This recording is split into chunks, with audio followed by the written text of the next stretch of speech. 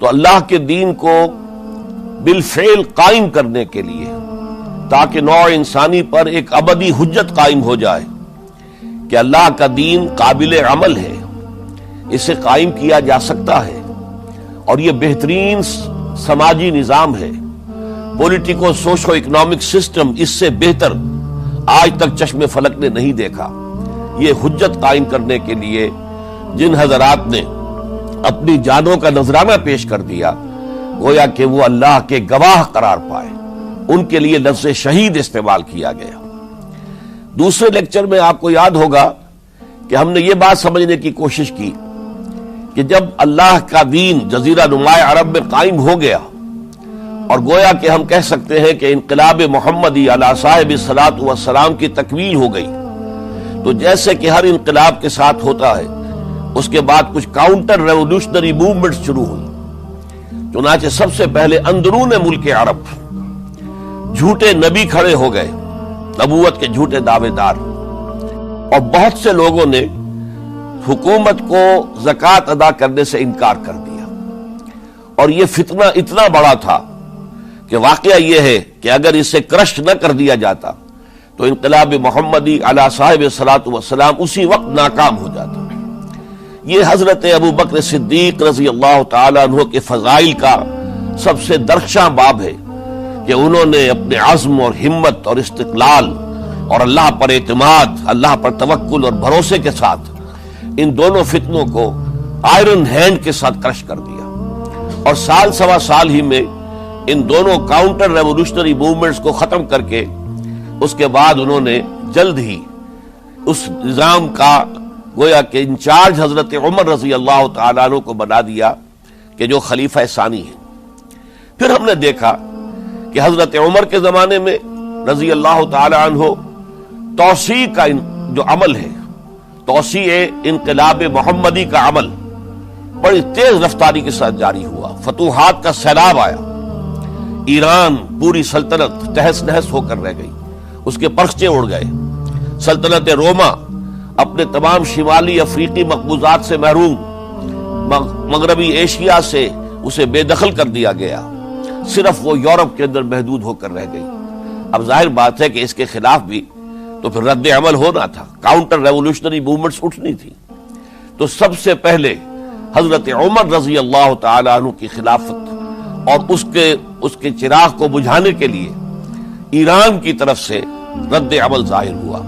ہرموزان جو ایک بڑا ان کا جرنیل تھا، اس کی سازش اور ابو لولو فیروز کے ذریعے سے حضرت عمر رضی اللہ تعالیٰ عنہ کو شہید کر دیا گیا۔ سمجھا یہ گیا تھا کہ یہ ساری عمارت شاید اسی شخصیت کی بل پر کھڑی ہے، لہذا جب میدان سے حضرت عمر ہٹ جائیں گے تو یہ خلافت کی پوری عمارت جو ہے وہ زمین بوس ہو جائے گی۔ لیکن معلوم ہوا یہ عمارت محمد کی بنائی ہوئی تھی صلی اللہ علیہ وسلم۔ کھنڈر بتا رہے ہیں عمارت عظیم تھی، بڑی عظیم عمارت تھی جو حضور نے تعمیر کی تھی، لہذا حضرت عمر کی شہادت سے کوئی فرق واقع نہیں ہوا۔ حضرت عثمان رضی اللہ تعالیٰ عنہ آ گئے میدان میں، اور میں بتا چکا ہوں آپ کو کہ ان کے دور خلافت کے جو 12 سال ہیں، ان میں سے پہلے 10 سال بالکل حضرت عمر فاروق رضی اللہ تعالیٰ عنہ کی خلافت کے دور کی مثال ہے۔ اسی تیزی کے ساتھ انقلاب جو ہے آگے بڑھ رہا تھا، فتوحات کا دائرہ پھیل رہا تھا، اور اندرون ملک پورا امن، سکون، اطمینان اور چین تھا۔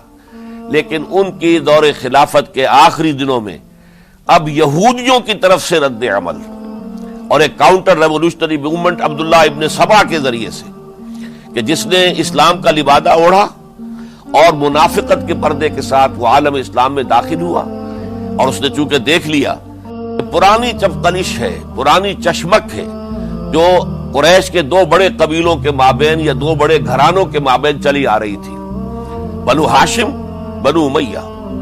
تو پہلے 2 خلفاء جو تھے وہ نہ بنو ہاشم سے تھے نہ بنو امیہ سے تھے۔ حضرت ابو بکر صدیق بنو تیم سے تھے، حضرت عمر بنی عدی میں سے تھے، لیکن حضرت عثمان اب بنو امیہ میں سے تھے۔ اس کو انہوں نے گویا کہ دکھتی رگ بنا کر پکڑا اور پروپیگنڈا شروع کیا کہ خلافت تو بنو ہاشم کا حق ہے، جو کہ حضور ہاشمی تھے صلی اللہ علیہ وسلم۔ تو گویا کہ عثمان غاصب ہیں رضی اللہ تعالی عنہ، بلکہ ان سے دونوں پہلو جو تھے حضرت عمر اور حضرت ابو بکر وہ بھی غاصب ہیں. اس کے ساتھ ہی فتنے کی مختلف شکلیں انہوں نے شروع کی. یہ الفتنۃ الکبریٰ کہلاتا ہے ہماری تاریخ میں، عظیم ترین فتنہ، جس کے نتیجے میں حضرت عثمان رضی اللہ تعالیٰ عنہ شہید ہو گئے. اور ان کی شہادت کے بعد اگرچہ خلافت حضرت علی رضی اللہ تعالیٰ عنہ کے ہاتھ میں آئی، لیکن یہ کہ باہمی خانہ جنگی کا وہ سلسلہ شروع ہوا جو حضرت علی کے دور خلافت جو 5 سالوں پر مشتمل ہے، اس کے دوران مسلسل خانہ جنگی رہی. ایک طرف شیعان علی تھے، دوسری طرف شیعان عثمان آ گئے جو حضرت عثمان رضی اللہ تعالیٰ عنہ کے قتل کے قصاص کے مطالبے کو لے کر سامنے آئے. جنگ جمل ہوئی، ایک رات میں 10,000 مسلمان شہید ہوئے. جنگ صفین میں 74,000 مسلمان شہید ہوئے. جنگ نہروان میں پھر 4,000 مسلمان شہید ہوئے. یہ شہادتیں جو چل رہی تھی، یہ کس لیے چل رہی تھی کہ جو بھی عمارت خلافت کی قائم ہوئی تھی اب اسے قائم رکھا جائے. اغیار کی طرف سے جو سازشیں ہو رہی ہیں، جو حملے ہو رہے ہیں، اسے ختم کرنے کے لیے ان کا مقابلہ کیا جائے. تو یہ اور اس کا یہ دور ختم ہوتا ہے حضرت علی کی شہادت پر رضی اللہ تعالی عنہ. اور یہ بات نوٹ کر لیجئے کہ حضرت علی کو شہید کرنے والے وہ خارجی تھے. عبد الرحمن ابن ملجم خارجی طبقے سے تعلق رکھتا تھا جو پہلے حضرت علی کے لشکر میں شامل تھے، لیکن جب حضرت علی نے رضی اللہ تعالی عنہ تحکیم اور ثالثی کی تجویز قبول کر لی تو وہ ناراض ہو گئے کہ اللہ تعالیٰ ہی ہے حاکم اور حکم، ان الحکم الا للہ. یہ انسانوں کو حکم کیوں بنا لیا گیا؟ اور اس میں اتنی شدت اختیار کی کہ وہ علیحدہ ہو گئے. اس لیے انہیں خوارج کہا گیا. انہوں نے رائے یہ قائم کر دی جو مسلمان کبھی کوئی گناہ کبیرہ کا ارتکاب کرے گا وہ کافر قرار پائے گا. جب کافر ہوگا تو گویا کہ مرتد ہے تو واجب القتل، اس کا مال، اس کی عزت سب مباح ہے. یہ ہمارا سب سے پہلا گمراہ ترین فرقہ تھا. انہی میں سے 3 افراد نے بیٹھ کر اسکیم بنائی کہ یہ 3 افراد ایسے ہیں کہ جن کو اگر میدان سے ہٹا دیا جائے تو شاید مسلمانوں کی باہمی خانہ جنگی ختم ہو جائے اور مسلمان پھر کسی ایک خلیفہ پر راضی ہو جائیں. اور یہ تینوں کافر ہیں، معاذ اللہ ثم معاذ اللہ. حضرت علی کافر ہیں، ان کو قتل کرنے کی ذمہ داری عبد الرحمن ابن ملجم نے لی. حضرت معاویہ قاتل ہیں، ان کے لیے کسی اور کو اسائن کیا گیا. عمرو بن العاص قاسم ہیں، ان کے لیے کسی اور کو اسائنمنٹ دی گئی. ہوا یہ کہ حضرت عمرو بن العاص وہ تو اس روز فجر کی نماز میں آئے نہیں، ان کی جگہ جو امام تھا وہ شہید کر دیا گیا. حضرت معاویہ رضی اللہ تعالی عنہ ان پر وار اوچھا پڑا، زخمی تو ہوئے لیکن یہ کہ پھر تندرست ہو گئے. حضرت علی رضی اللہ تعالی عنہ پر بہت کاری وار ہوا اور حضرت علی رضی اللہ تعالی عنہ کی شہادت سن 35 ہجری میں ہو گئی. یہ جو خلافت راشدہ کا اختتام یا تو سن 35 ہجری میں حضرت علی کی شہادت سے سمجھا جائے گا، یا میری ذاتی رائے ہے کہ نہیں، اس میں حضرت حسن کا دور خلافت بھی شامل ہونا چاہیے. حضرت حسن کو کسی نے نامزد نہیں کیا تھا، نہ انہوں نے اپنی امیدواری کے ساتھ اپنے طاقت کے بل پر خلافت حاصل کی تھی، بلکہ حضرت علی سے جب یہ کہا گیا تھا کہ کیا ہم آپ کے بیٹے حسن کے ہاتھ پر بیعت کر لیں، تو انہوں نے فرمایا تھا کہ میں نہ تمہیں روکتا ہوں نہ حکم دیتا ہوں، یہ تمہارا معاملہ ہے، تم جسے مناسب سمجھو اس کے ہاتھ پر بیعت کر لو. حضرت حسن رضی اللہ تعالیٰ عنہ نے جن کے ہاتھ پر جو بیعت ہوئی، اب معاملہ یہ ہو گیا کہ امیر معاویہ رضی اللہ تعالی عنہ وہ ایک لشکر لے کر شام سے چلے. حضرت حسن 50,000 آدمیوں کے ساتھ ادھر سے نکلے، لیکن یہ ہے کہ انہیں محسوس ہو گیا تھا کہ میرے ساتھیوں میں ایسا فسادی عنصر بھی موجود ہے جو عبداللہ ابن سبا کے ساتھیوں میں سے، کہ وہ کسی اچھے کام کو پسند نہیں کرتا. لہذا انہوں نے پھر صلح کی پیشکش کی. حضرت معاویہ کو پیغام بھیجا کہ میں مصالحت چاہتا ہوں، بتائیے شرائط کیا ہیں. حضرت معاویہ نے بلینک پیپر بھیج دیا، سادہ کاغذ، کہ آپ جو شرائط چاہیں اس پر لکھ دیں، وہ مجھے قبول ہوں گے. حضرت حسن نے رضی اللہ تعالیٰ عنہ شرائط لکھ دی، حضرت معاویہ نے قبول کر لی، تو حضرت حسن دستبردار ہو گئے خلافت کے دعوے سے، اور اس کے بعد پھر حضرت امیر معاویہ کی خلافت کی بیعت کی گئی. اس سے پہلے انہوں نے خلافت کی بیعت نہیں لی تھی. یہ ہے سن 41 ہجری، اور اسے عام الجماع کہا جاتا ہے، یعنی یہ اختتام ہے مسلمانوں کی خانہ جنگی کے دور کا. پھر جمعیت ایک ہو گئی، پھر عالم اسلام متحد ہو گیا۔ اب پورا کا پورا عالم اسلام حضرت امیر معاویہ کے زیر خلافت تھا۔ اور حضرت امیر معاویہ کون ہے؟ وہ خود ایک صحابی رسول ہے، جلیل القدر صحابی رسول ہے۔ اور آپ کو میں نے کل بھی بتایا تھا کہ حضرت معاویہ رضی اللہ تعالی عنہ کی ایک ہمشیرہ ام حبیبہ رضی اللہ تعالی عنہ حضور کے ازواج مطہرات میں سے ہیں، تو حضور کے گویا کے برادر نسبت ہی ہوئے۔ جو چند لوگ جو وحی کے لکھنے پر جو کاتبین وحی جو حضور نے مقرر کیے تھے، ان میں سے ایک حضرت معاویہ بھی ہے۔ پھر حضرت معاویہ کے لیے حضور کی دعا ہمیں ملتی ہے، اللہم اجعلہ ہادیا مہدیا، اے اللہ اسے ہادی ہدایت دینے والا بنا دے اور مہدی بنا دے جو ہدایت یافتہ ہو۔ تو یہ ان کی شان ہے۔ اور پھر یہ کہ ان کے زمانے میں جب عالم اسلام متحد ہو گیا، داخلی خلفشار ختم ہو گیا، تو فتوحات کا سلسلہ بھی دوبارہ جاری ہو گیا۔ حضرت علی رضی اللہ تعالیٰ عنہ کے 5 سالہ دور خلافت میں کوئی توسیع نہیں ہو سکی تھی دارالاسلام کی، کوئی مزید علاقے جو ہیں سلطنت اسلامی میں شامل نہیں کیے جا سکے تھے، اس لیے کہ سارا معاملہ تو داخلی خلفشار کا تھا۔ جو خانہ جنگی ہو رہی تھی، ایک دوسرے کی تیروں اور تلواروں اور نیزوں سے 1 لاکھ کے قریب مسلمان ختم ہو گئے تھے، تو اندر سے گویا کہ موشن ٹوٹ گیا اس سیلاب کا۔ تو سیلاب پھر دوبارہ جب امت جمع ہو گئی عام الجماع کے بعد، تو حضرت معاویہ رضی اللہ تعالیٰ عنہ ان کا دور خلافت اب 20 برس ہے۔ اندازہ کیجئے یہ پورے 20 برس کوئی اندرونی خلفشار نہیں ہوا، کوئی جھگڑا نہیں ہوا، کوئی فساد نہیں ہوا، بلکہ جو فتوحات کا دائرہ تھا شروع ہو گیا۔ بکرار اور سندھ کے علاقے فتح ہوئے، کابل اور یہ افغانستان کا علاقہ فتح ہوا، ترکستان کے علاقوں کے اندر پیش قدمی ہوئی۔ ادھر یہ کہ قیصر سلطنت روما کا اس کے مرکزی شہر قسطنطنیہ پر حملہ کیا گیا، جس کے لیے کہ حضور کی حدیث موجود تھی پیشن گوئی کے طور پر، اول جیش یغزو مدینۃ القیصر مغفورون لہم۔ حضور نے فرمایا تھا کہ جو پہلا لشکر قیصر کے شہر پر حملہ کرے گا تو وہ سب کے سب وہ مغفرت پا جائیں گے، اللہ تعالیٰ ان کی مغفرت فرما دے گا۔ اگرچہ کامیابی نہیں ہوئی، لیکن اس پیشن گوئی کی وجہ سے آپ کو معلوم ہے کہ حضرت ایوب رضی اللہ تعالی عنہ ان کو بھی اس پیشن گوئی کی وجہ سے، حالانکہ 90 برس سے اوپر عمر تھی، لیکن وہ بھی کہا انہوں نے کہ میں بھی اس میں جانا چاہتا ہوں، چنانچہ اس لشکر میں گئے، وہیں فوت ہوئے۔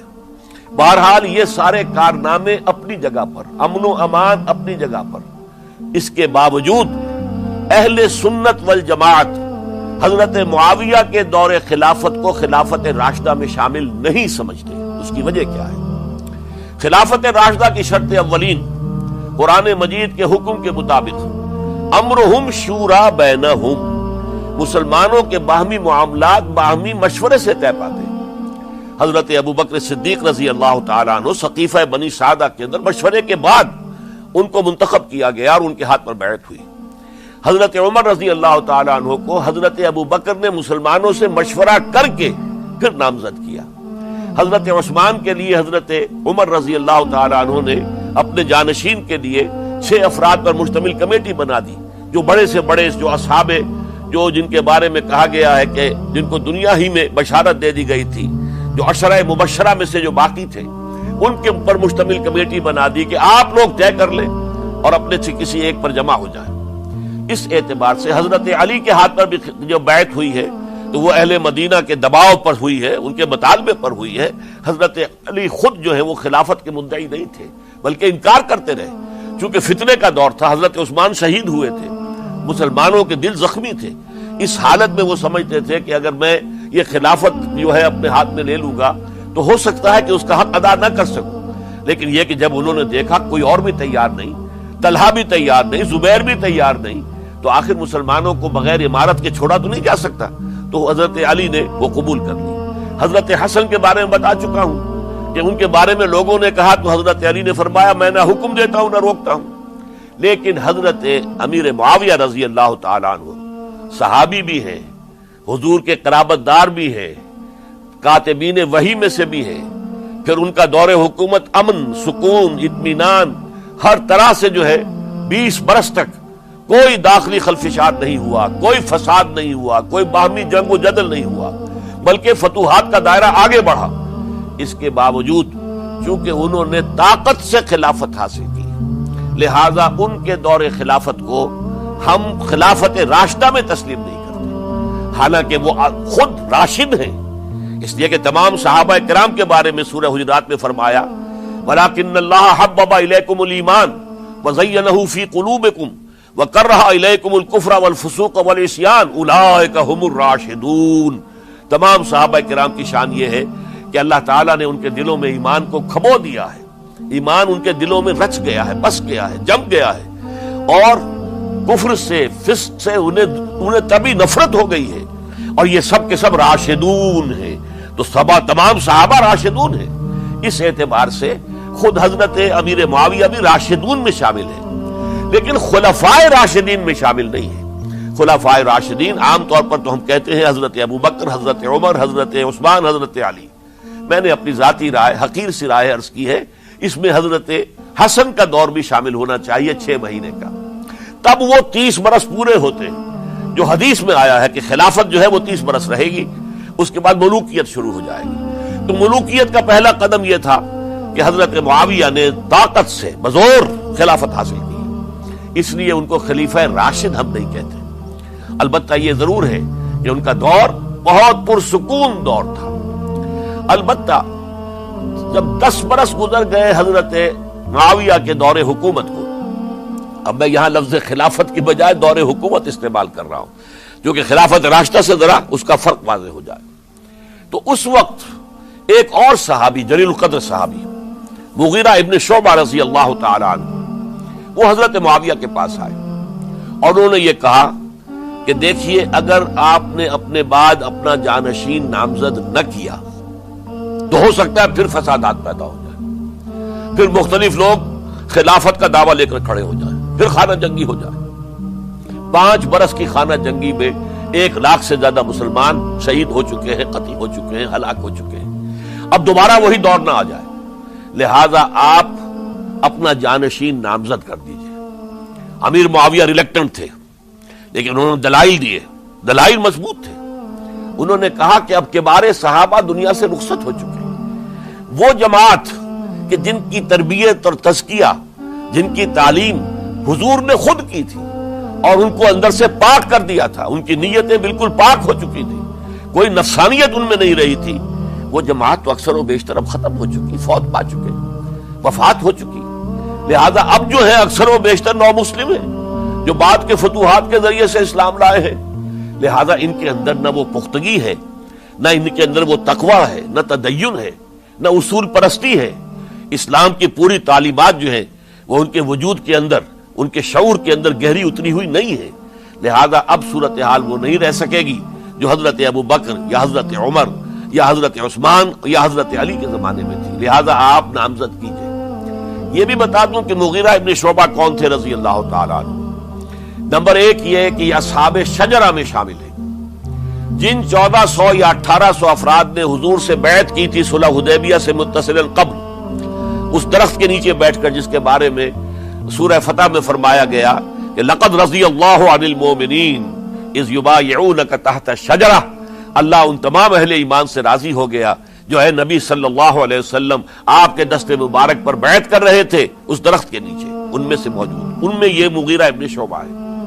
پھر مغیرہ ابن شعبہ وہ ہے کہ حضرت علی اور امیر معاویہ، ان کے درمیان جو خانہ جنگی ہوئی اس میں ہمیشہ حضرت علی کے ساتھ رہے، حضرت علی کے ہی وہ سپورٹر تھے، ان کے ساتھ تھے۔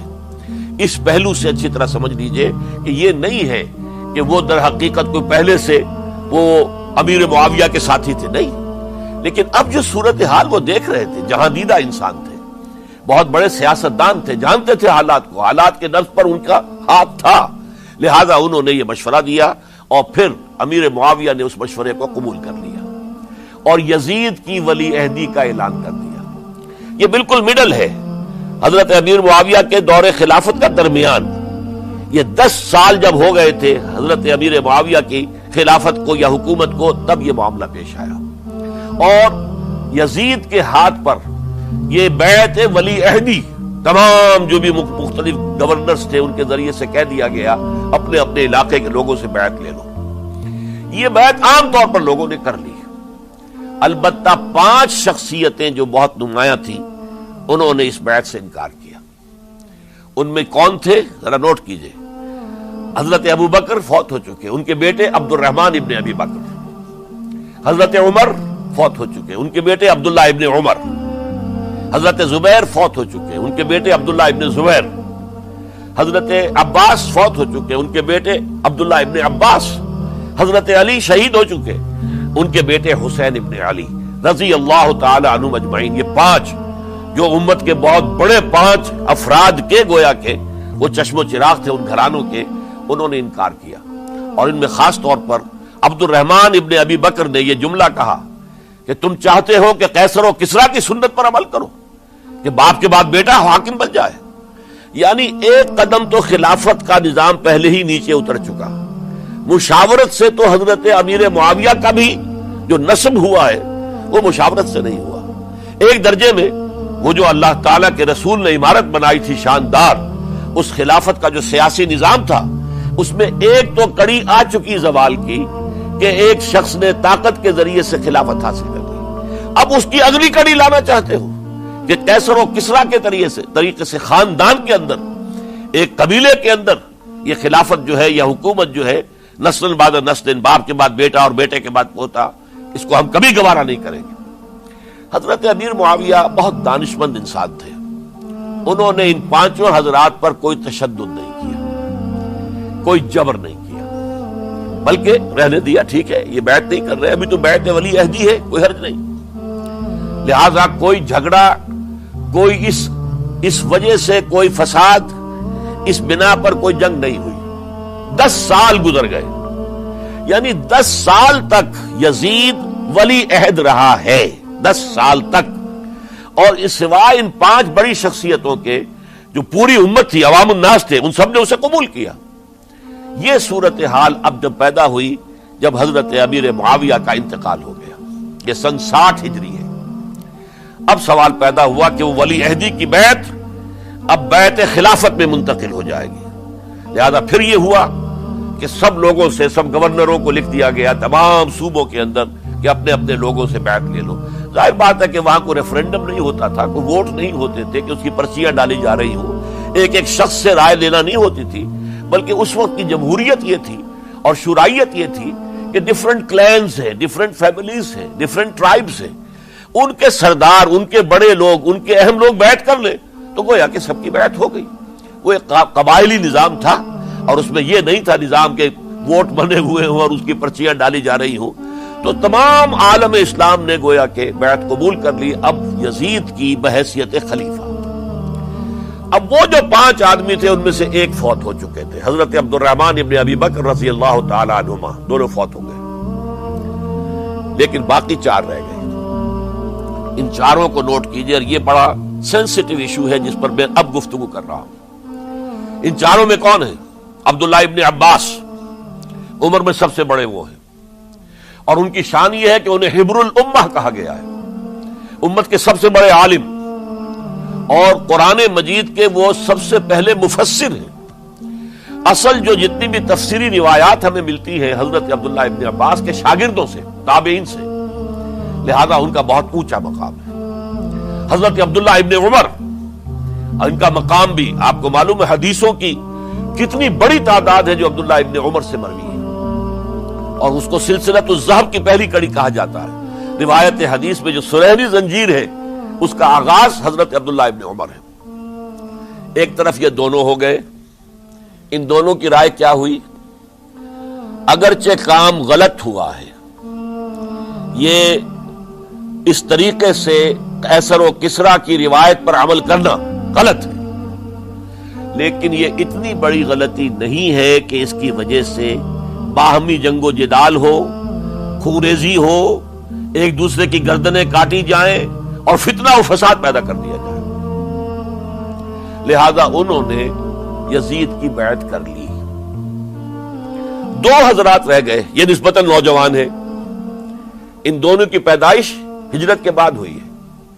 ہجرت کے بعد پہلا بچہ جو مہاجرین میں پیدا ہوا ہے وہ عبداللہ ابن زبیر ہے، بلکہ کچھ عرصے تک مہاجرین میں جب کوئی پیدائش نہیں ہوئی تو وہ مکے مدینے کے منافقین نے کہنا شروع کر دیا تھا کہ یہ یہاں آ کے کمزور ہو گئے، نامرد ہو گئے، ان کی اولاد اب چلے گی نہیں۔ تو عبداللہ ابن زبیر جب پیدا ہوئے، اور آپ کو معلوم ہونا چاہیے وہ حضرت ابوبکر صدیق کے نواسے ہیں، حضرت عائشہ صدیقہ کی ہمشیرہ حضرت اسماء کے بیٹے ہیں عبداللہ ابن زبیر، اور زبیر بہت شجاع، بہت ہی بہادر انسان تھے۔ تو عبداللہ ابن زبیر کے اندر بھی وہی کیفیات تھی۔ انہوں نے کہا نہیں، اس غلطی کو ہم برداشت نہیں کریں گے، خونریزی ہوتی ہے تو ہو، لیکن ہم اسلامی نظام کو نیچے اترتا ہوا نہیں دیکھ سکتے۔ جیسے کبھی حضرت ابوبکر نے فرمایا تھا ایبدل الدین وانا حی، کیا دین میں ترمیم اور تنسیخ کر دی جائے گی؟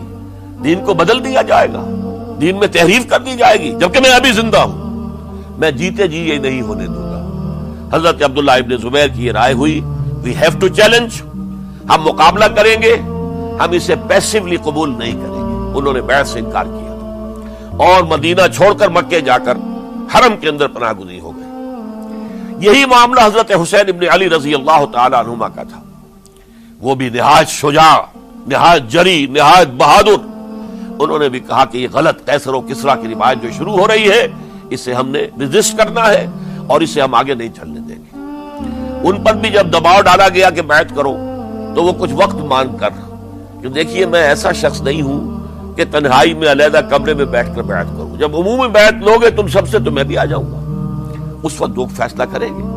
تو بس اس وجہ سے پھر وہ گورنر جو تھا اس وقت مدینے کا، اسے اجازت لے کر آ گئے اور راتوں رات وہاں سے نکل کر وہ بھی مکے پہنچ گئے۔ تو اب یہ چار جو ہیں دو گروہوں میں تقسیم ہو گئے، 2+2۔ دو کی رائے یہ ہوئی کہ بات غلط ہے، لیکن اس کی بنا پر خونریزی، جنگ و جدال، جنگ آپس میں خونریزی کرنا یہ صحیح نہیں ہے، بلکہ مصلحت اس میں ہے کہ اس کو قبول کر لیا جائے۔ پھر اللہ تعالیٰ کو بہتر حالات پیدا کرے گا اس کے ذریعے سے، تعلیم کے ذریعے، تلقین کے ذریعے سے، جیسے نبی اکرم صلی اللہ علیہ وسلم نے اتنا عظیم انقلاب برپا کیا تھا۔ ہم کوشش کریں گے کہ نظام حکومت کی اصلاح ہو جائے، لیکن اس وقت اگر ہم اڑ گئے تو پھر گویا کہ خونریزی اور فساد اور باہمی جو جنگ ہے وہ شروع ہو جائے گی۔ اور دو حضرات کی رائے ہوئی کہ نہیں، ہمیں ہر صورت میں ریزسٹ کرنا ہے، خونریزی ہوتی ہے تو ہو، ہمیں جانے دینی پڑتی ہے تو دیں گے، ہم شہادت قبول کریں گے، لیکن اس غلطی کو قبول نہیں کر سکتے۔ تو میں اس کے لیے عرض کر رہا ہوں، یہ تیسری شہادتوں کا جو دور شروع ہوا ہے، پہلا شہادتوں کا دور حضور کا دور، دین کو قائم کرنے کی جد و جہد میں جنہوں نے جانیں دی ہیں۔ دوسرا دور اس دین کے خلاف جو کاؤنٹر ریولوشنری موومنٹس آئی ہیں ان کو رفع کرنے کے لیے جانیں دینا۔ ہزاروں صحابہ کی جانیں اس میں بھی گئی ہیں، مسیلمہ ابن کذاب ہو یا مانعین زکوٰۃ ہو، ان کے خلاف جو جہاد ہوا۔ پھر ظاہر بات ہے کہ حضرت عثمان رضی اللہ تعالیٰ عنہ کے بعد جو فساد ہوا، وہ شہادتیں کیا تھی؟ اس دین کے نظام کو قائم رکھنے کے لیے، انٹیکٹ رہے، دشمن اس کے اندر رکھنے ڈالنے میں کامیاب نہ ہو جائے۔ اب تیسرا دور وہ آ رہا ہے کہ جبکہ داخلی طور پر اس نظام خلافت کے اندر زوال شروع ہو رہا ہے، اس زوال کو روکنے کے لیے کہ وہ اپنی اصل جو خلافت کا نظام اللہ نے اور اس کے رسول نے دیا ہے اس کی بنیاد پر قائم رہے، لہذا ہم ریزسٹ کریں گے اس تبدیلی کو اور میدان میں آ کر مقابلہ کریں گے۔ یہ حضرت عبداللہ ابن زبیر رضی اللہ تعالی عنہما اور حسین ابن علی رضی اللہ تعالی عنہما، اب ان دونوں میں ایک اختلاف ہوا۔ حضرت عبداللہ ابن زبیر کی رائے یہ تھی کہ یہ مکہ ہے، یہ اللہ کا گھر ہے، یہ حرم ہے، اور یہاں کے لوگ بہت سے برے اثرات سے ابھی تک بچے ہوئے ہیں، پاک ہیں، لہذا ہمیں یہاں رہنا چاہیے۔ اس کو مرکز بنا کر ظاہر بات ہے اسی مکے سے محمد الرسول اللہ صلی اللہ علیہ وسلم نے دعوت شروع کی تھی، وہیں سے وہ پھیل کر جو ہے ایک عظیم انقلاب کی شکل اس نے اختیار کی تھی، ایک عظیم مملکت جو ہے حضور چھوڑ کر گئے تھے۔ تو ہمیں مکے میں رہ کر ہی اپنی تحریک شروع کرنی چاہیے۔ لیکن ادھر حضرت علی کے پاس پیغام آ رہے تھے کوفے سے، کوفہ چونکہ حضرت حسین کے پاس پیغام آ رہے تھے کوفے سے، چونکہ کوفے کو حضرت علی نے دارالخلافہ بنا لیا تھا، اور وہاں سمجھا جاتا تھا کہ حضرت علی کے ہمدرد اور حضرت شیعان علی جنہیں ہم کہے ان کے ساتھی ہم خیال یہ لوگ ہیں کثرت کے ساتھ. اور وہاں سے اب خطوط کا تانتا شروع ہو گیا. آپ یہاں آئیے, ہم بےتاب ہیں, آپ کا استقبال کریں گے, آپ کے ہاتھ پر بیعت کریں گے, تاکہ یہ جو قیصر و کسریٰ کی سنت شروع ہو رہی ہے اس کو روکا جا سکے. وہ تانتا بنا ہوا ہے خطوط کا. تو حضرت حسین رضی اللہ تعالیٰ عنہ نے فیصلہ کر لیا کہ میں کوفے جاؤں گا. حضرت زبیر روکتے رہ گئے کہ نہیں, کوفیوں پر اعتماد نہ کیجیے, یہ زبانی کلامی ساتھ دیتے ہیں, جب ڈنڈا چلتا ہے تو پھر یہ ہٹ جاتے ہیں میدان سے, ان پر اعتماد نہ کریں آپ. لہذا یہی مکے میں رہیے اور ہم دونوں مل کر ایک بڑی طاقت بن جائیں گے. اور یہ مکہ جو ہے ہمارے لیے حصار ہے, یہ ہمارے لیے پناہ گاہ ہے, یہاں سے اس دعوت کا آغاز کیا جائے. اب یہ افسوس ہے, اس سے اللہ کی مشیت سمجھا جائے, اللہ کی مرضی ہے. جو کچھ ہوتا ہے وہ تو بے اذن رب ہوتا ہے. اللہ اپنی مصلحتوں سے ہم سے زیادہ واقف ہے, ہم تو نہیں سمجھ سکتے. حضرت حسین نے فیصلہ کیا اور ڈٹ گئے اس فیصلے پر کہ میں کوفے جاؤں گا. اب یہ بھی بات قرآن مجید میں آیا ہے, حضور سے خطاب کر کے فرمایا گیا فَإِذَا عَزَمْتَ فَتَوَكَّلْ عَلَى اللَّهِ. جب ایک مرتبہ آپ ایک ارادہ کر لیں تو پھر اللہ پر توکل کیجئے. پھر یہ نہیں کہ کبھی آگے کبھی پیچھے جاؤں یا نہ جاؤں, یہ نہیں, یہ تردد یہ نہیں, بلکہ یہ کہ ایک فیصلہ کر کے ڈٹ جائیے.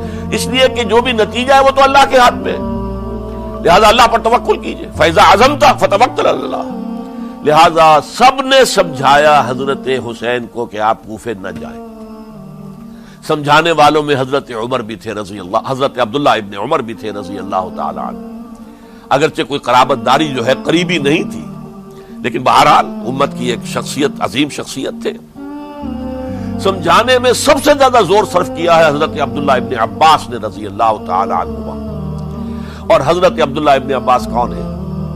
ایک رشتے سے حضرت حسین کے چچا ہیں, ایک رشتے سے حضرت حسین کے نانا ہیں. کیوں؟ حضرت علی اور حضرت عبداللہ ابن عباس چچا زاد بھائی ہیں.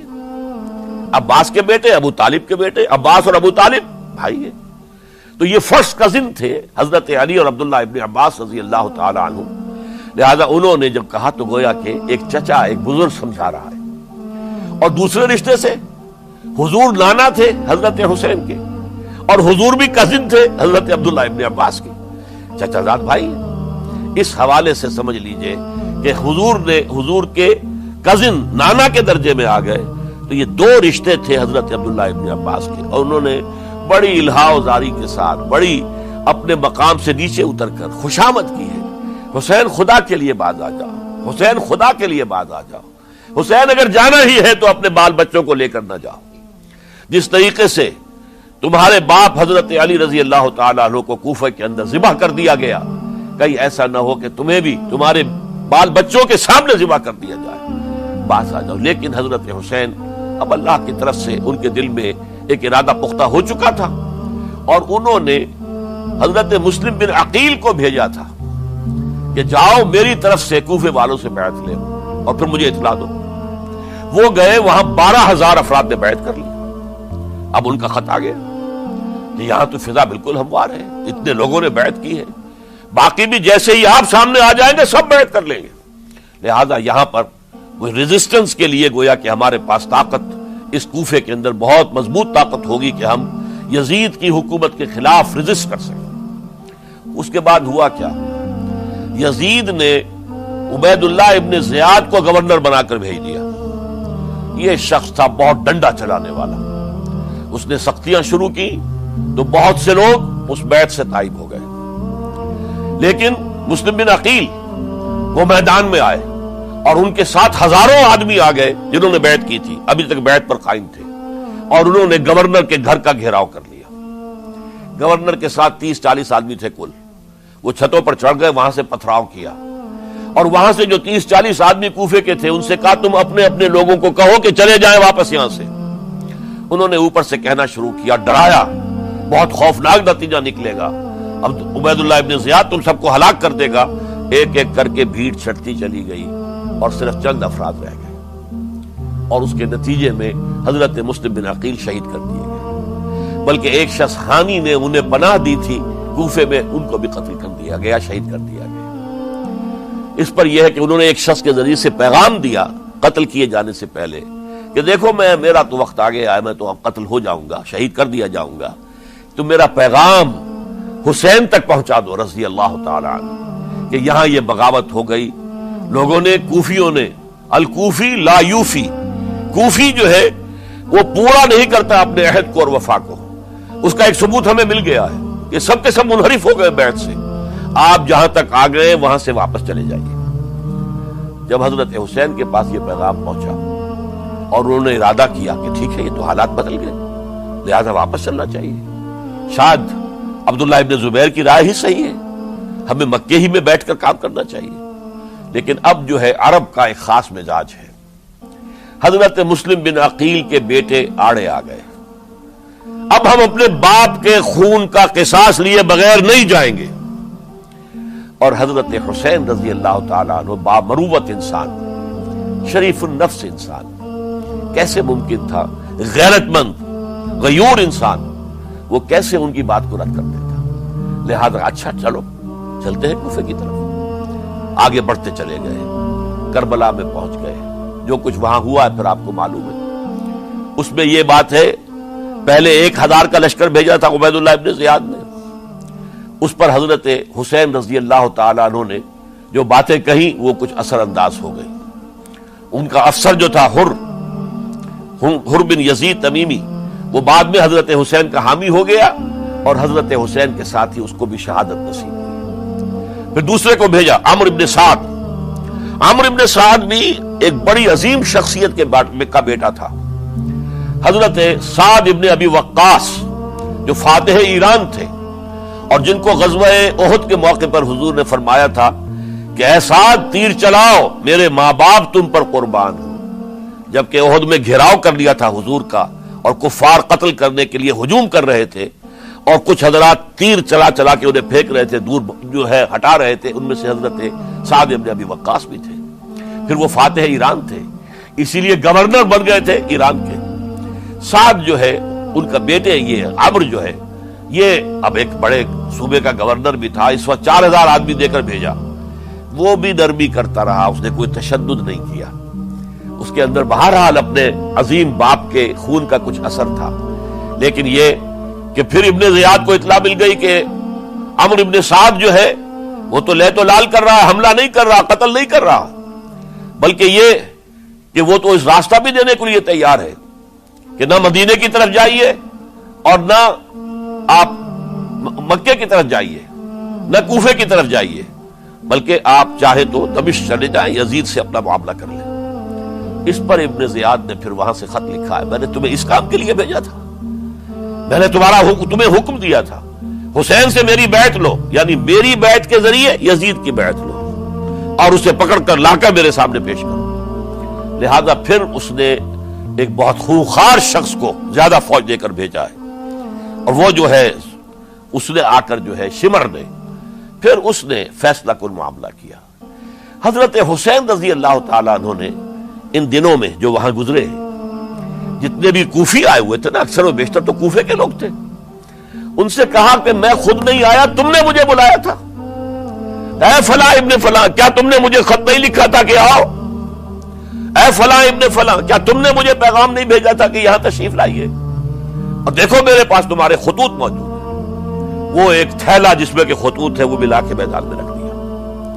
یہ حضرت حسین رضی اللہ تعالیٰ عنہ کی شرافت اور اپنی صاف دلی، کوئی اس کے اندر عیاری نہیں تھی ان کے اندر، معاذ اللہ ثم معاذ اللہ، لیکن یہ کہ اس کا نتیجہ اچھا نہیں نکلا۔ نتیجہ کیا نکلا؟ اب انہیں پتا چل گیا کوفیوں کو، اگر اب حسین زندہ دمشق پہنچ گئے یزید کے پاس تو یہ ہم سب کا بھاڑا پھوڑ دیں گے، ہماری شامت آ جائے گی، لہذا اب تو کسی صورت انہیں زندہ نہیں رہنے دینا۔ یہ ایک بڑا اہم واقعہ، نوٹ کر لیجیے اس کو، اس لیے کہ حضرت حسین نے ایک ایک کا نام لے کر اے فلاں ابن فلاں، اے فلاں ابن فلاں، اے فلاں ابن فلاں، کیا تم نے خط نہیں لکھا تھا؟ کیا تمہارا پیغام نہیں تھا؟ اب انہوں نے دیکھا کہ یہ بھانڈا اگر یزید کے ہاں جا کر پھوڑ دیا گیا تو پھر ہماری خیر نہیں ہوگی۔ یہی وجہ ہے حضرت حسین کو شہید کرنے کے بعد، یہ نوٹ کر لیجئے، 72 آدمی تھے کل، جس کو کہہ لیں لشکر حضرت حسین کا رضی اللہ تعالیٰ عنہ، ان میں سے 20 خاندان بنی ہاشم کے چشم و چراغ تھے. وہ بڑی بہادری سے لڑے، بڑی بہادری سے لڑے، ایک ایک نے لڑ کر جان دی ہے، بہت سو کو مارا ہے. یقاتلون فی سبیل اللہ فیقتلون ویقتلون، قتل کر بھی رہے تھے، قتل ہو بھی رہے تھے، ایک ایک کر کے قتل ہو رہے تھے، شہید ہو رہے تھے. 20 جو ہے خاندان بنی ہاشم میں سے شہید ہوئے. حضرت حسین رضی اللہ تعالیٰ عنہ کا ایک بہت ہی انفنٹ چھوٹا بچہ وہ بھی شہید ہوا ہے. باقی سب مرد، تمام مرد، سوائے ایک حضرت حسین کے بیٹے حضرت علی بن حسین زین العابدین کہلائے بعد میں. وہ بیمار تھے، وہ جنگ میں حصہ نہیں لے سکتے تھے، وہ بچ گئے صرف. اچھا، حضرت حسین شہید ہو گئے. یہ ہے 10 محرم الحرام سن 61 ہجری. کیا مطلب ہے؟ حضور کے انتقال کے ٹھیک 50 برس بعد، سن 11 ہجری میں حضور کا انتقال، اور سن 61 ہجری میں حضور کے نواسے اور جن کے بارے میں حضور نے فرمایا سیدہ شباب اہل الجنہ، حضرت حسین شہید کر دیے گئے. اور اس کے بعد اس لشکر نے خیموں کو آگ لگا دی. یہاں نکتہ سمجھ لیجئے، آگ کیوں لگائی؟ انہیں معلوم تھا ہمارے خلاف ڈاکومنٹری پروف موجود ہے وہاں پر، وہ ہمارے خطوط کے تھیلے وہاں موجود ہیں. اگر وہ باقی رہ گئے تو ہماری شامت آ جائے گی، ہمیں کون بچائے گا؟ ورنہ ظاہر بات ہے کہ اگر تو وہ دشمنی کے انداز میں بات ہوتی تو خواتین کی بھی بے حرمتی کی گئی ہوتی، لیکن نہیں، کسی نے، ظاہر بات ہے کہ خانوادہ نبوت کی کسی خاتون کی بے حرمتی نہیں کی، قطعاً نہیں کی، قطعاً نہیں کی، قطعاً نہیں کی. لیکن خیمے جلانا ان کی ضرورت تھی تاکہ وہ ریکارڈ جو ہے ان کا وہ تلف ہو جائے، سارے خطوط جو ہیں وہ جل جائیں تاکہ ان کے خلاف ثبوت باقی نہ رہے. یہ عظیم سانحہ کربلا ہے. اب چونکہ یہ ہماری تاریخ کے ان واقعات میں سے ہے جس پر بہت کچھ اختلافات ہیں، مختلف گروہوں کی تعبیرات بہت مختلف ہیں. ایک طرف اہل تشیع کا اپنا بیان ہے، دوسری طرف اہل سنت کا ایک اجماعی بیان ہے، تیسری طرف کچھ ایسے لوگ پیدا ہو گئے ہیں جو حضرت حسین رضی اللہ تعالیٰ عنہ پر الزام لگا رہے ہیں اہل سنت میں سے کہ وہ تو حکومت کے طالب تھے، وہ اقتدار کے خواہشمند تھے، واجب القتل تھے. معاذ اللہ ثم معاذ اللہ ثم معاذ اللہ. حضرت حسین اگرچہ صغار صحابہ میں سے تھے، یعنی حضور کی حیات طیبہ میں ابھی چھوٹے بچے تھے، لیکن ان کا شمار صحابہ میں ہے. اور پھر یہ وہ شخص ہے جو حضور کی گود میں کھیلا ہے، یہ وہ ہے جو حضور کے شانوں کے اوپر جس نے سواری کی ہے. علامہ اقبال نے جیسے حضرت اسماعیل کے لیے کہا ہے کہ وہ فیضان نظر تھا یا کہ مکتب کی کرامت تھی، سکھائے کس نے اسماعیل کو آداب فرزندی. ظاہر بات ہے حضرت اسماعیل کسی اسکول اور مدرسے دارالعلوم میں پڑھے نہیں تھے کہ وہاں پتہ چلتا کہ والد کا حق کیا ہے. یہ فیضان نصر تھا، ابراہیم کی نگاہ کا یہ فیضان تھا کہ بیٹے کے اندر وہ جذبہ پیدا ہوا کہ یا ابت افعل ما تؤمر، ابا جان جو خواب آپ دیکھ رہے ہیں اور جو حکم آپ کو اس خواب کے ذریعے مل رہا آپ کر گزریے، ستجدنی انشاءاللہ من الصابرین. تو اسماعیل کا معاملہ اگر یہ تھا فیضان نظر سے، تو حضرت اسماعیل تو حضرت ابراہیم کے پاس زیادہ رہے بھی نہیں، وہ تو مکے میں رہے. حضرت عثمان جو حضرت ابراہیم تو شام میں رہتے تھے، کبھی کبھی آ جاتے تھے، بس اس سے زیادہ معاملہ نہیں تھا. وہ فیضان نظر حضرت اسماعیل کو تھا، تو حضور صلی اللہ علیہ وسلم کا فیضان نظر کتنا ہوگا اس کا آپ اندازہ کیجئے. یہ کوئی جنگ اقتدار نہیں تھی، معاذ اللہ ثم معاذ اللہ ثم معاذ اللہ، بلکہ انہوں نے اپنا ایک فرض منصبی سمجھا ہے کہ میرے نانا کا لایا ہوا نظام اور اس کے اصول اب ٹوٹ رہے ہیں. جیسے حضرت ابوبکر کا قول میں نے آج بھی آپ کو سنایا، ایبدل الدین وانا حی، کیا دین میں ترمیم اور تنسیخ کی جائے گی، دین کی باتوں کو بدل دیا جائے گا جبکہ میں ابھی زندہ ہوں. اسی طریقے سے گویا کہ زبان حال سے حضرت حسین اور عبداللہ ابن زبیر رضی اللہ تعالی عنہم ان دونوں نے یہ فیصلہ کیا کہ ہم روکیں گے اس کو. آپ اختلاف کر سکتے ہیں کہ حضرت حسین کی رائے صحیح تھی یا حضرت عبداللہ ابن عباس کی رائے صحیح تھی، یہ کہہ سکتے ہیں آپ، لیکن کسی کی نیت پر حملہ نہیں کر سکتے۔ اسی طریقے سے بعض لوگ جو ہے حضرت عبداللہ ابن عباس، عبداللہ ابن عمر، ان کی نیتوں پر حملہ کرتے۔ ان کو تو یزید نے دولت سے خرید لیا تھا، معاذ اللہ ثم معاذ اللہ ثم معاذ اللہ۔ یہ دونوں جلیل القدر صحابہ ہیں، یہ تو صغار صحابہ میں سے نہیں ہے، یہ جوان تھے پورے حضور کے زمانے میں، جنگوں میں حصہ لیا ہے۔ حضرت عبداللہ ابن عمر نے، عبداللہ ابن عباس نے رضی اللہ تعالیٰ عنہما، انہیں کوئی رقم نہیں خرید سکتی تھی، کوئی دولت نہیں خرید سکتی تھی۔ جو رائے انہوں نے قائم کی، دیانتاً قائم کی۔ اور ہمارے ہاں اصول یہ ہے کہ جب کوئی نئی صورتحال پیدا ہو جائے اور اجتہاد کی ضرورت پیش آ جائے اور پوری کوشش کر کے مجتہد اجتہاد کر رہا ہے، تو اگر اسے غلطی بھی ہو جائے، مجتہد مختی خطا کار، اس کو بھی اکیرا ثواب ملتا ہے، اور مجتہد مصیب وہ مجتہد کے جس کی رائے صحیح، جس کا فیصلہ صحیح، اسے دوہرا ثواب ملتا ہے۔ تو ان کے مابین ایک اختلاف رائے کا ہوا، اجتہاد کا ہوا۔ آیا یہ غلطی اتنی بڑی ہے کہ امت میں تفرقہ پیدا کیا جائے، امن و امان کو برباد کیا جائے، خوریزی کا بازار گرم کیا جائے، یا نہیں؟ دو کی رائے یہ ہوئی۔ ان کی مخلصانہ رائے تھی، ان کی دیانت دارانہ رائے تھی، ہم ان کی نیت پر حملہ نہیں کر سکتے، آپ اختلاف کرنا چاہیں تو کیجئے۔ اسی طرح حضرت عبداللہ ابن زبیر اور حضرت حسین ابن علی رضی اللہ تعالی عنہ، ظاہر بات ہے کہ ان کا بھی ایک اجتہادی رائے تھی کہ نہیں، یہ دین کے نظام کے اندر بہت بڑا رکھنا پڑ رہا ہے، یہ تو اب قیصر و کسریٰ کی سنت شروع ہو رہی ہے، یہ اسلام کے دین کے اوپر طریقہ نہیں، عمل نہیں ہو رہا ہے، تو ہم اسے اپنی جانوں کا نذرانہ دے کر بھی اسے روکیں گے، روکنے کی کوشش کریں گے، رکے نہ رکے ہم اپنی جانیں دے دیں گے۔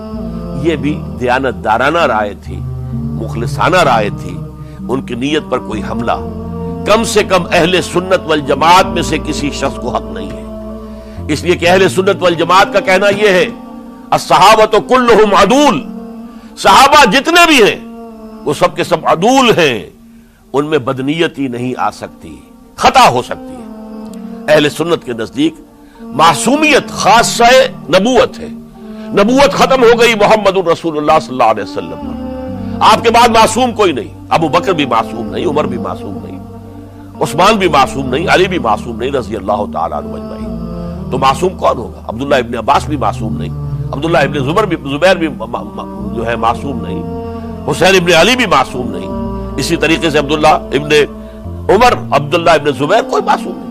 انہوں نے اپنی رائے قائم کی ہے، اس پر عمل کیا ہے دیانت دارانہ سنسیریٹی کے ساتھ، اور ان کے لیے اللہ تعالیٰ کے ہاں ہر طرح کا اجر و ثواب ہے، سب کے لیے۔ حضرت عبداللہ ابن زبیر کی رائے اس اعتبار سے بہتر ثابت ہوئی، انہوں نے مکے میں پھر حکومت قائم کی، 9 برس تک ان کی حکومت قائم رہی، بنو امیہ ختم نہیں کر سکے اسے۔ سن 73 میں جا کر ان کی شہادت ہوئی ہے، اور ایک مرحلہ تو وہ بھی آیا تھا کہ شام اور مصر کی دونوں صوبے جو ہیں وہ بھی ان کے تحت آ گئے تھے۔ تو واقعہ یہ ہے کہ اگرچہ حضور نے ہمیں منع کیا ہے کہ کبھی یہ نہ کہا کرو کہ ایسا ہوتا تو ایسا ہو جاتا، نہیں، جو ہوا اللہ کی مرضی سے ہوا، اللہ کے اذن سے ہوا۔ حدیث کے الفاظ ہیں، ان کلمۃ اللہ تفتح عمل الشیطان، یہ جو لو کاش یہ ہو جاتا، کاش یوں ہو جاتا تو بڑے اچھے نتیجے نکلتے، یہاں سے شیطان کا عمل شروع ہو جاتا ہے۔ ورنہ واقعہ یہ ہے کہ دل سے یہ بات نکلتی ہے، اگر حضرت حسین اور عبداللہ ابن زبیر یکجا ہو جاتے اور مکے کو اپنا مرکز بنا کر جو عظیم مقصد انہوں نے اپنے سامنے رکھا تھا کہ یہ جو روایت غلط آ رہی ہے اسلام کے دینی سیاسی نظام کے اندر، اس کو ہم روکیں گے، تو اللہ تعالیٰ انہیں کامیابی عطا فرما دیتا۔ لیکن یہ پھر ہم کہیں گے ما شاء اللہ کان وما لم یشاء لم یکن، جو اللہ نے چاہا وہ ہوا، اور جو اللہ نے نہیں چاہا وہ نہیں ہوا۔ حضرت حسین کو وہ عظیم شہادت اللہ نے دینی تھی، وہ اونچا مقام عطا کرنا تھا، اور پھر ان کی عظیمت، ان کا صبر، ان کا ثبات، ان کا استقلال، معلوم ہوا کہ اللہ تعالیٰ نے انسانوں کے اندر کتنی کچھ طاقت رکھی ہوئی ہے اور کتنی کچھ صلاحیتیں اللہ نے ودیعت کی ہیں۔ وہ جس طرح ڈٹے رہے، کھڑے رہے، واقعہ یہ ہے کہ وہ بھی نوع انسانی کے لیے ہمیشہ کے لیے ایک سبق ہے، اور وہ سبق یہ ہے کہ آپ حق، جو بھی آپ حق سمجھیں، اس حق کے اوپر ڈٹ کر کھڑے ہو جائیں، اور اس میں پرواہ نہ کیجیے کہ آپ کی نفری کم ہے یا آپ کے ساتھ تعداد زیادہ، کوئی خیال نہ کیجیے، اس کے فکر نہ کیجیے کہ حالات ادھر ہیں یا ادھر ہیں، حالات سازگار آپ کے دشمن کے ساتھ ہیں یا آپ کے ساتھ ہیں، کوئی فکر نہ کیجیے۔ حق ہے، اس کا ساتھ دینا لازم ہے، اس کے لیے جان دے دینا یہ سب سے بڑی کامیابی ہے۔ وَلَا تَقُولُوا لِمَن يُقْتَلُ فِي سَبِيلِ اللَّهِ أَمْوَاتٌ، ہرگز نہ کہنا ان کو جو اللہ کی راہ میں قتل ہو جائیں کہ وہ مردہ ہیں، بل احیاء، وہ تو زندہ ہیں، ولکن لا تشعرون، تمہیں شعور نہیں ہے۔ وَلَنَبْلُوَنَّكُمْ، اب یہ تمام مسلمانوں سے خطاب ہو رہا ہے، ہم تمہیں لازماً آزمائیں گے، بِشَيْءٍ مِّنَ الْخَوْفِ، خوف سے، وَالْجُوعِ، اور بھوک اور فقر و فاقے سے۔ حضرت حسین اور ان کے ساتھیوں کو پیاس کے ذریعے سے آزمایا گیا، حالانکہ دریا دور نہیں ہے لیکن پانی بند کر دیا گیا، کیسی کیسی شدت اور کیسے کیسے سخت حالات کا سامنا کیا، لیکن جھکے نہیں، گردن نہیں جھکی، ڈٹے رہے اپنے موقف کے اوپر۔ وَلَنَبْلُوَنَّكُمْ بِشَيْءٍ مِّنَ الْخَوْفِ وَالْجُوعِ وَنَقْصٍ مِّنَ الْأَمْوَالِ وَالْأَنفُسِ وَالثَّمَرَاتِ، اور ہم تمہیں جانی اور مالی نقصانات کے ذریعے سے آزمائیں گے۔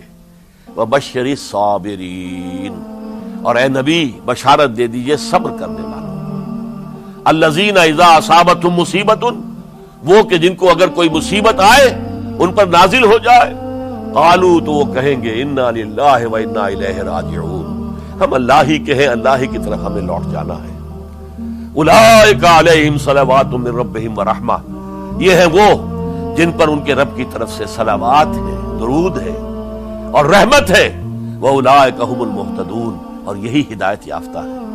اللہم ربنا اجعلنا منہم، اللہم ربنا اجعلنا منہم، میرے اور آپ کے لیے سبق یہ ہے، صرف حضرت حسین کا کوئی دن بنا لینا یہ نہیں ہے، ٹھیک ہے یاد تازہ کیجئے، بہت اچھی بات ہے، لیکن اس کا نتیجہ یہ نکلنا چاہیے کہ اگر حضرت حسین نے اپنی ہی نہیں، اپنے خاندان کی، اپنے اعزاء و اقربا کی، اپنے ساتھیوں کی جانوں کی قربانی پیش کر دی حق کے لیے، تو ہمیں بھی فیصلہ اور سبق یہ لینا چاہیے کہ ہمیں حق کا ساتھ دینا ہے، ہر شے بعد آباد، چاہے اس کے نتائج کچھ بھی نکلے۔